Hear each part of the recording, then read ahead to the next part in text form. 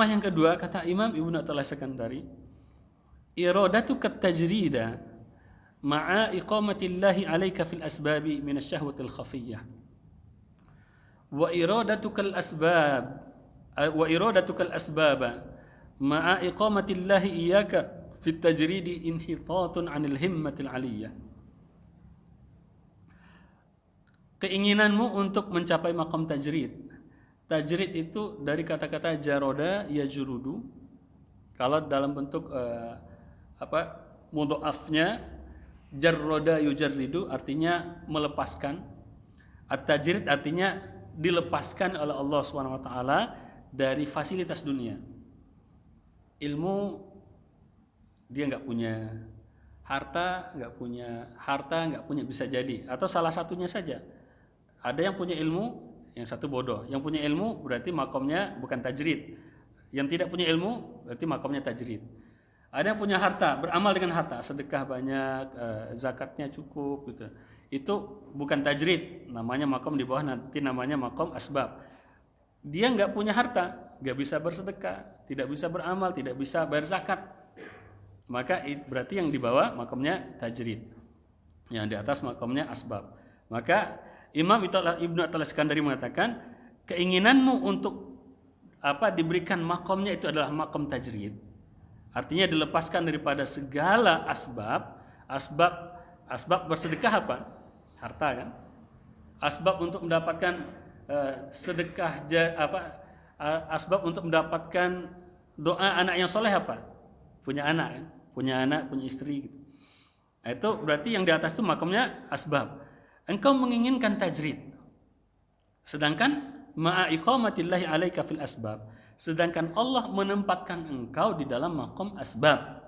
Allah memberikan kepadamu anak, Allah memberikan kepadamu istri atau suami, Allah memberikan kepadamu harta, tapi engkau enggak pingin punya anak, enggak pingin punya harta supaya lebih fokus kepada Allah, itu angan-angannya.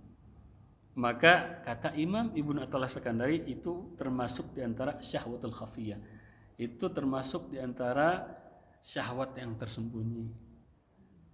Nah, jadi itu termasuk syahwat yang tersembunyi. Kalau syahwat yang tidak tersembunyi kan nampak, syahwat kepada makanan, syahwat kepada lawan jenis, itu syahwat yang nampak. Dan termasuk juga syahwat kepada maksiat, itu kan jelas. Kalau syahwat pada maksiat itu nampak jelas. Ini bentuknya seperti ketaatan. Dia punya harta, tapi dia pingin seakan-akan nggak punya harta. Ya, dia pingin nggak punya harta supaya nggak disibukkan untuk dari zikir kepada Allah. Kalau punya harta kan, misalkan dia punya perusahaan, dia harus ngurus perusahaannya, dia harus ngurus karyawannya, dia harus memikirkan itu, memikirkan ini. Berarti dia, kalau orang seperti itu berarti diberikan asbab oleh Allah, diberikan perusahaan yang dengan hasil usahanya itu dia bisa bersedekah. Berarti orang yang ini makomnya adalah makom asbab. Sedangkan ada yang orang lain atau orang yang tadi yang diberikan makom asbab tadi, dia punya keinginan, kalau lah seandainya saya nggak punya perusahaan, saya seandainya seperti Ustadz itu saja lah, seperti Ustadz Sulhi aja lah.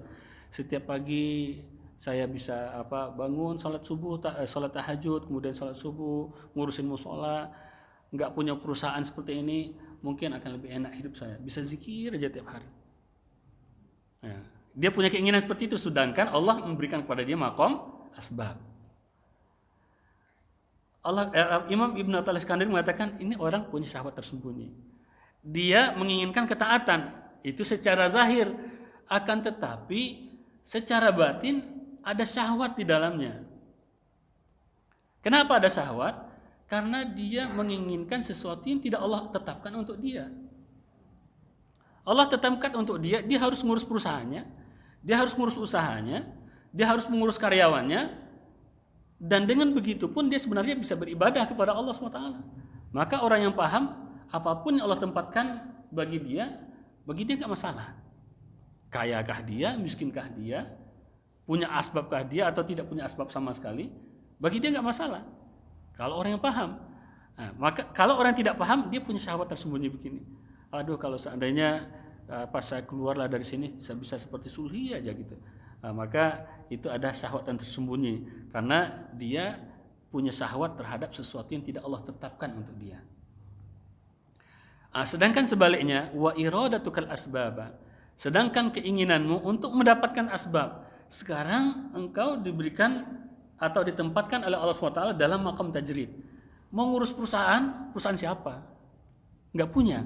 Daftar sana nggak diterima, daftar sini nggak diterima, buka usaha sendiri nggak jalan. Diberikan maqam tajrid.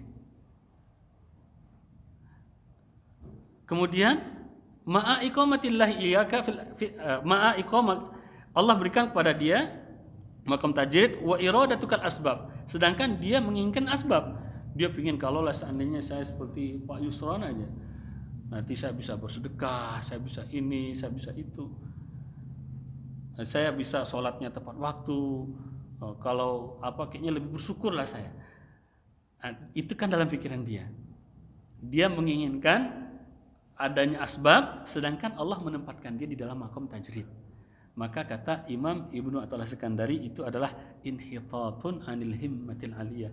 Itu adalah keruntuhan, kejatuhan daripada cita-cita yang tinggi. Daripada sesuatu yang tinggi engkau jatuh ke bawah. Daripada menginginkan Allah Subhanahu wa taala, jatuh kepada menginginkan dunia. Lantas bagaimana sikap kita? Jadi ini menjawab pertanyaan juga, apakah kaya lebih baik, apakah miskin lebih baik?